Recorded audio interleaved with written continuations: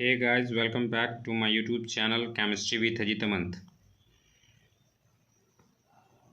दोस्तों, मैं आपके लिए लेकर आया हूँ स्टैटिस्टिकल थर्मोडायनेमिक्स का एक छोटा सा टॉपिक, स्टर्लिंग थ्योरम, या फिर मैं इसे बोल सकता हूँ स्टर्लिंग अप्रॉक्सीमेशन या फिर स्टर्लिंग फार्मूला। एक बहुत ही अच्छा टॉपिक है ये। आइए जानते हैं स्टर्लिंग थ्योरम क्या है। स्टर्लिंग थ्योरम जेम्स स्टर्लिंग के द्वारा दिया गया था। कहता है कि Stirling approximation is the calculation of factorial of large number. Means Stirling जो अप्रॉक्सीमेशन आया था वो लार्ज नंबर के जो फैक्टोरियल होते हैं उसका कैलकुलेशन जो है डिफ़िकल्ट होता है। उसको सॉल्व करने के लिए इजी वे में स्टर्लिंग एक फॉर्मूला दिया था जो किस फॉर्म में है, log n factorial n log n minus n। ठीक है, इस फॉर्मूले को याद रखना। ये जो फॉर्मूला है स्पेशली आया गया था ताकि लार्ज नंबर के जो फैक्टोरियल हैं उसे निकालना कठिन होता है, उसको सही ढंग से पता करने के लिए, अच्छे से इजी वे में पता करने के लिए स्टर्लिंग ने एक फॉर्मूला दिया जो है इस प्रकार, log n factorial is equals to n log n minus n। ये जहाँ n क्या है, लार्ज नंबर। आइए जानते हैं इसका डेरिवेशन हम कैसे कर सकते हैं। जैसा कि हम जानते हैं कि n फैक्टोरियल का टर्म कैसा होता है, 1:2:3 dot dot dot n minus 1 n। जैसा कि आप जानते होंगे कि 5 का फैक्टोरियल कैसे लिख सकते हैं आप, 5 × 4 × 3 × 2 1, यही करते हैं। तो यहाँ मान लीजिए अगर ये 5 है, 5 का फैक्टोरियल अगर होगा तो ये 5 है, फिर 4, फिर 3, 2 1, इस प्रकार। तो वही टर्म में ये लिखा हुआ है। ठीक है, यहाँ पे क्या है कि हम लोग लॉग लेते हैं। यहाँ पे हमने एंटी लॉग लेके किया हुआ है क्योंकि स्पेशली एंटी लॉग ही लेके किया जाता है कोई भी वर्क, लेकिन आप लॉग भी लेके कर सकते हैं, कोई प्रॉब्लम होने वाला नहीं है। हमने एंटी लॉग लेके किया हुआ है। तो कहता है ln n फैक्टोरियल ln 1, और हम जानते हैं कि लॉग जब भी कोई भी नंबर प्रोडक्ट में और उसमें लॉग लिया हो तो वो फिर प्लस में बदल जाता है। तो वही है ln n factorial is equal to ln 1 plus ln 2 plus dot dot dot ln n। अब क्या है कि ये सब नंबर जब प्लस में, लार्ज नंबर जब बड़े बड़े इसमें आ जाते हैं तो हम उसे समेसन टर्म में लिख सकते हैं, ln n factorial equals to summation of m equals to 1 to n ln m। जब m बराबर 1 या फिर m बराबर n बैठेगा तो यही फिर टर्म मेरा पास आ जाएगा। ठीक है, अब क्या है कि अब हम m वर्सेस ln m पे एक ग्राफ प्लॉट किए हैं जो कि यहाँ पे है हमारा, देख लीजिए m है ये ln m और ये ग्राफ है हमारा। कहता है here the plot m versus ln m shows that for a large value of m summation can be change into integration.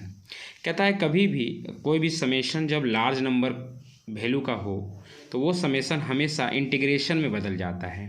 तो आइए देखते हैं इसका इंटीग्रेशन। ln n फैक्टोरियल, अब वो जो हमारा था वहाँ पे समेशन ऑफ m बराबर 1 up to n ln m, तो यहाँ पे अब ये इंटीग्रेशन में बदल गया क्योंकि हम जानते भी हैं कि इंटीग्रेशन जो होता है समेशन का ही एक रूप है। तो यहाँ पे ln n factorial equals to 1 up to n ln m dm। ठीक है, तो ln m dm का जो इंटीग्रेशन है ये दो, एक इसमें हम दो, वहाँ एक इसको फर्स्ट पार्ट और ये सेकंड पार्ट मानेंगे और फर्स्ट पार्ट सेकंड पार्ट को फिर हम लोग इंटीग्रेट करेंगे। आइए जानते हैं इंटीग्रेशन कैसे करेंगे।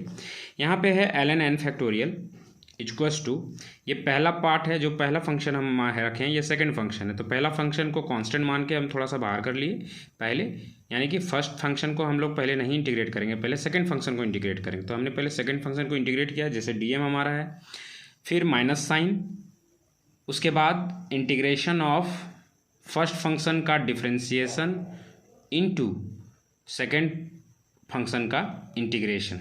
ठीक है, देख रहे हैं क्या कर रहे हैं हम, ln n factorial equals to क्या किया हमने, फर्स्ट फंक्शन को पहले बाहर किया, सेकंड फंक्शन को इंटीग्रेट किया, फिर माइनस का साइन, फिर फर्स्ट फंक्शन को हमने डिफ्रेंशिएट किया और मल्टीप्लाई में उसी में सेकंड फंक्शन को हमने इंटीग्रेट कर दिया और फिर पूरे का इंटीग्रेशन किया हुआ है।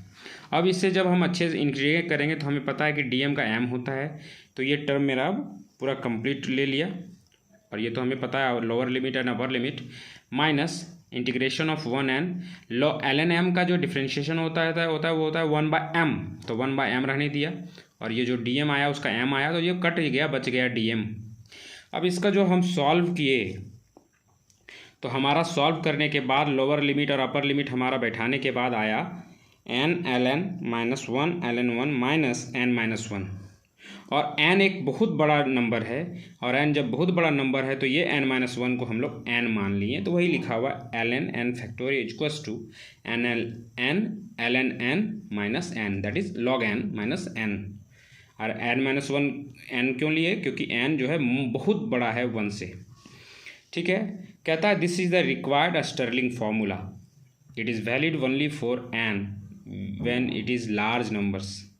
तो ये फॉर्मूला है स्टर्लिंग का, जो n फैक्टोरियल जब बड़े नंबर हों तो n का फैक्टोरियल निकालना आसान नहीं होता है जब n जो बहुत बड़ा नंबर हो, इसलिए ln n factorial equals to n ln n minus n, that is log n factorial equals to n log n minus n, formula Stirling के द्वारा दिया गया। तो ये एक छोटा सा हैंडमेड नोट्स स्टैटिस्टिकल थर्मोडायनेमिक्स का, जो MSc एस्पिरेंट्स के लिए आशा है काफ़ी उपयोगी होगा। साथ ही साथ ये फिजिक्स एस्पिरेंट्स के लिए भी बहुत उपयोगी है।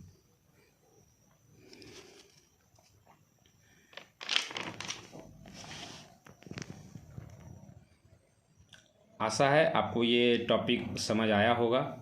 तो मेरे चैनल को लाइक, सब्सक्राइब और शेयर ज़रूर करें। Thank you.